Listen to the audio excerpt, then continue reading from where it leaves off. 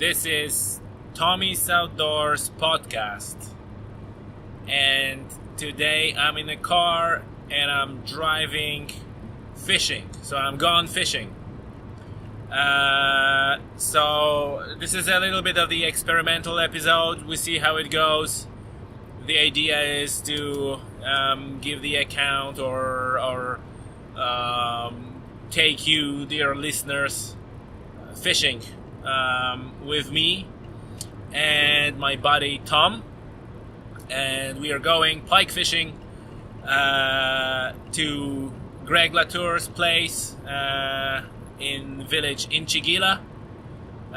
Greg was our guest in the first episode of the podcast, so some of you may remember the target quarry or target fish is pike, northern pike for you listening in the US, or just pike for those in Europe.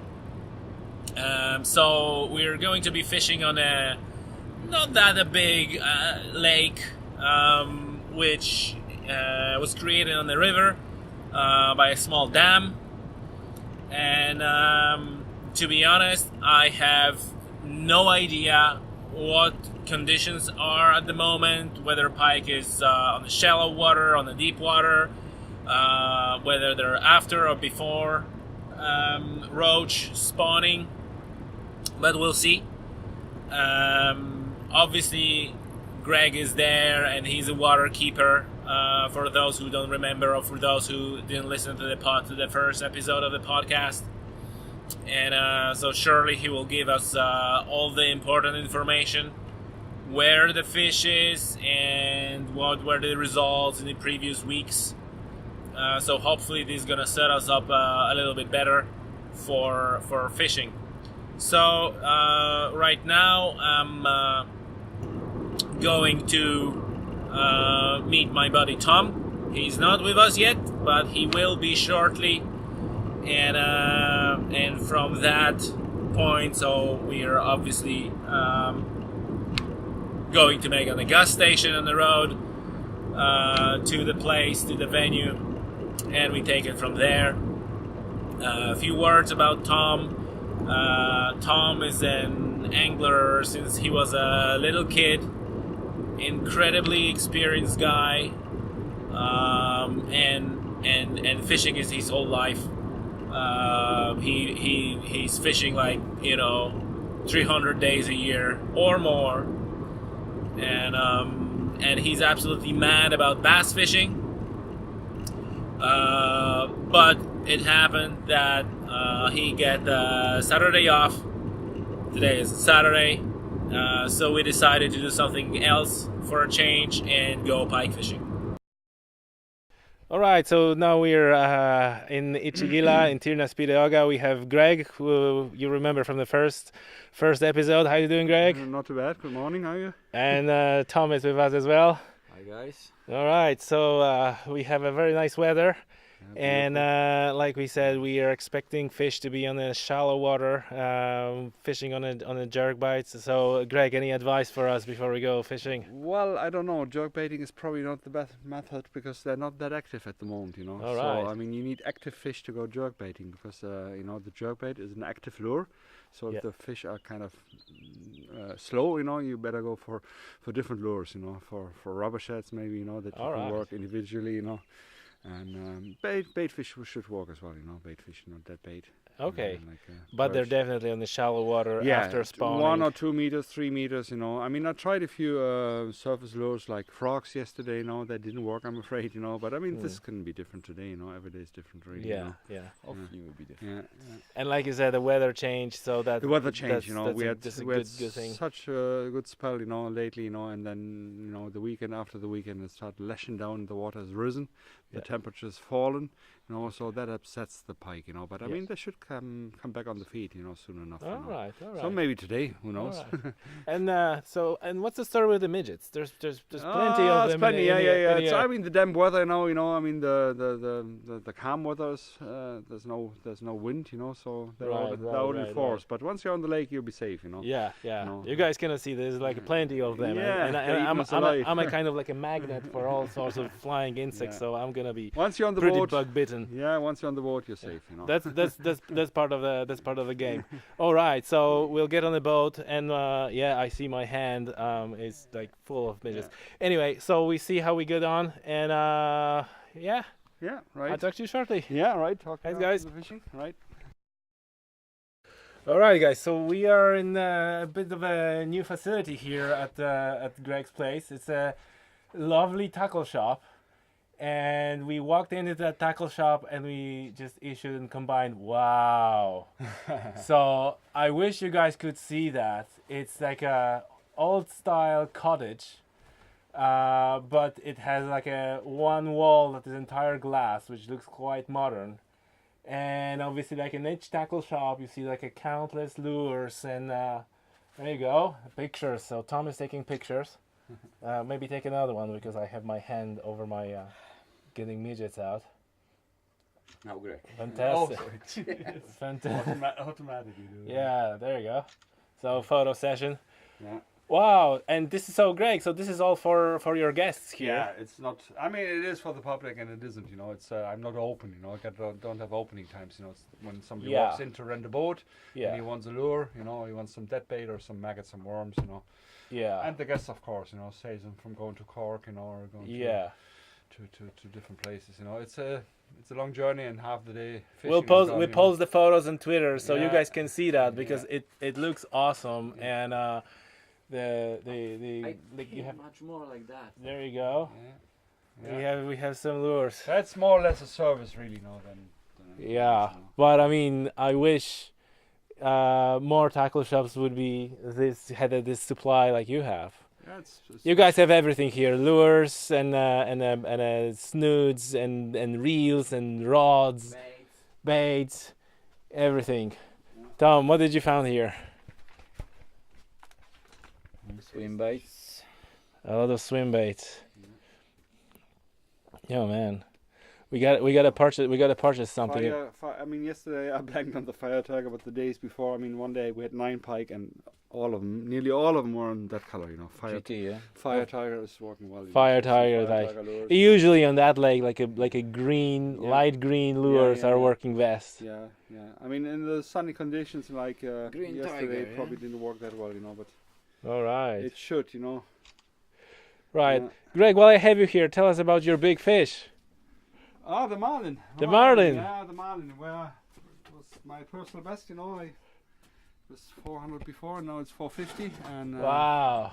But 450 pounds. Yeah, but the big difference with this one, it was released now, which was exactly what I wanted. I mean, the previous one, that was in Mauritius, was killed, unfortunately, and eaten by the locals. But this one now, we released it. That means I don't have pictures hanging. You don't have pictures of the meat. Yeah, it's just got pictures of the fish. So how you weigh it? You just estimated the weight? You kind of measure it, and then you got a like with sharks, you just measure and estimate the weight based on that. Exactly. It was slightly longer, and it was a heavy fish, Right. How long it took you? At least. How long we were fighting Not that that long after, half an hour, because in Mauritius, they kill the fish, so they're not interested in the welfare of the fish, so they let the angler fight hard, Yeah. In the Cape Verdes, they follow the fish to make it easier on the fish, and it makes it easier on the angler as well, To make sure that fish is in a good condition, and angler as well is in a good condition. It's half an hour only, because, you follow the fish, you're taking the pressure, of the fish, and you can release the fish sooner, which is good, obviously, for the fish, It was a hard half hour, but, it's been released after half an hour, and swam away, that's happy out, That's a very good thing. Congratulations, Greg. Very good, And just by the way, the video of that fish, and you you're fighting fish is coming soon. It's coming soon. It's So- on a USB stick, it's in the post, and as you know, the post is it's a snail post, So. Yeah. So guys, watch this space again. We're gonna be keeping you up to date and posting on Twitter what's going on. All right. So we're just gonna get some dead bait now for Pike, and off we go. Okay, folks. So here I am. It's been a long day, but absolutely great day. It turned out to be one of the best, if not the best, day we ever had on that lake, on Lough Allua. Plenty of action. 8 fish in a boat. 4 fish each. 2 fish close to 90 centimeters long. So it's around 10 pounds. It's been a long day. It started at 5 a.m. and right now is 11 p.m. 9.5 hours in total on the boat, on the water. My palms of my hands have like 1,000 cuts, and they're actually hurt a bit. It's nothing bad, but I can feel them. Just so you know how it is to be out fishing for pike or for predators, you will end up having fish hooks and lure trebles, in your hands. So these are cuts from that, and also from pike's teeth and sharp gill covers. And so I have actually one pretty bad cut that I had to put a plaster on while on the boat, because it was bleeding pretty bad. And the reason for that is like pike is not gonna bite you in a sense like a dog will bite you, but more likely than not you will actually voluntarily put your hands into pike's mouth to remove the hooks and to extract your lure. And release the fish. So and you like it or not, you're gonna be cut. Your hands gonna be cut. So they kind of feel that the after day of fishing, and certainly I'm gonna feel that tomorrow. Few bigger cuts and the thousands of small little things. I'm also bug bitten, but this is because of thousands of midgets that were not so much on the water. On the water it was fine. There was no midgets on the water, but at the base where we got the boat, there was like thousands of them in the air for some reason. So great day. It was a lot of sun, but on the lake, actually on the water, it was pretty chilly. There was like a cold wind. What else? There was a rain on a couple of occasions with cold winds, so it wasn't pleasant. So we actually had a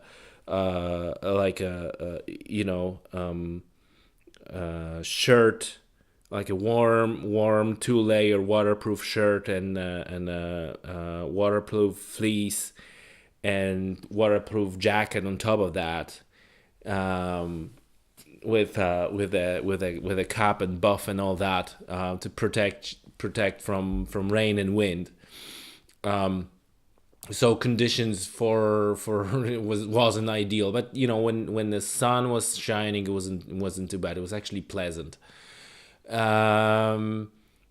So it started quite quiet. We even, it didn't look good at all at the beginning. There was no sign of fish, and absolutely nothing was happening on the water.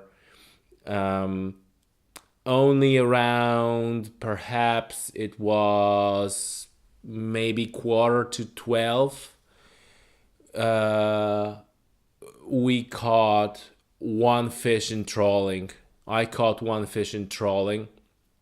We were fishing with jerkbaits, and you probably heard that we didn't know. So we thought we should be fishing with jerkbaits on shallow water. So Greg, the waterkeeper, he confirmed that the pike is on the shallow water. Except that he said, like, no, jerkbait's not gonna work because they're too aggressive and the fish are lazy. They're not gonna be chasing aggressive lures. But that turned out not to be true. We were fishing exclusively on jerkbaits, and we caught 8 fish, which is very good result.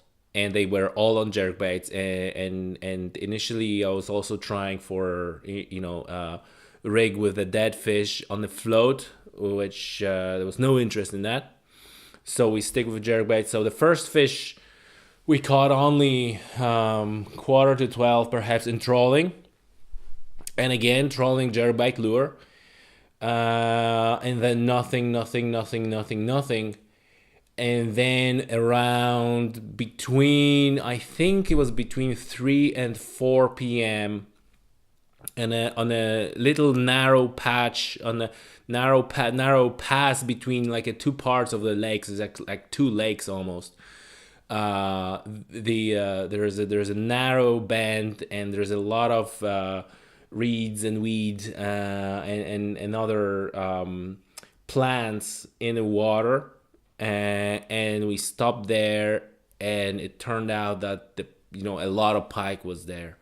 So again, and in that place we caught 4 fish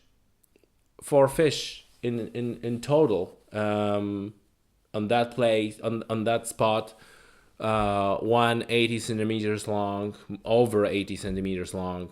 Actually, it was closer to 90. Well. Anyway, I think that over years our attitude towards the fish kind of changed, and we not anymore meticulously logging, every centimeters and every pound of the fish. So there was like a nice fat fish, one of the 4 that we caught on that place. And again, like, fishing is about being in a right place, in the right spot, in the right time. I think that if we were somewhere else at that time, the result wouldn't be that good. And if we got to that place like early in the morning, probably fish wouldn't be feeding, and our result could have been worse. So anyway, that was 4 fish in one place. We even tried to move after catching 3. It's like, okay, how many fish you can catch in one place? But we managed to get another one, and there was a number of fish that were following the lures, and they were attacking the lure, but without a hookup. So they plenty of action. So we then changed the spot. Why we changed the spot? We just said, like, oh Jesus, it's like 4 fish from that one spot. So then we went out trawling and all that, without any good results. We get to the end of the lake. At the very end of the lake, we caught another fish, but very small. So that 8 fish that we caught is probably should count as 7.5, because that one was really juvenile pike, really small one. But then our way back, so that moment was probably 5:30, closer to 6. So we decided to head back. We head back, and we stopped again at the spot that gave us 4 fish on our way in. And we managed to catch another bigger fish, another 10 pound, around the 10 pounds, another pike around 10 pounds, close to 90 centimeters long. So that was good. So from the same spot, 5th fish from the same spot. So overall, 5, 6, 7 We caught one more between the small one and the place where we caught 4. So it's 8 in total. And that's it. We decided to go back. Again, the weather was nice, minus the cold wind and minus the showers. So obviously when the shower comes in, there's a stronger wind. There's nothing pleasant. But overall, very good day on the water. Plenty of action. We run aground our boat once because the engine didn't start, and we left the anchor, and there was a little bit of a mayhem on the boat. And then on our way back, actually the engine broke. Probably a fuel filter or something like that. But it was perhaps 500 meters to the jetty. So we kind of took the oar and kind of pushed the boat to the jetty. So we were lucky in that way as well, that the engine broke, but it was just end of the day, because otherwise it could have been much worse. So there you have it. I'm going to post the photos from that trip, and I'm gonna link the photos in the description of the podcast, and I'm also gonna tweet them. So that's it. Please leave the comments if you like this type of this formula of the podcast, where we kind of try to show you how it works, and how the outdoors can look like. So that was pike fishing episode, and that's it for that episode. Thanks.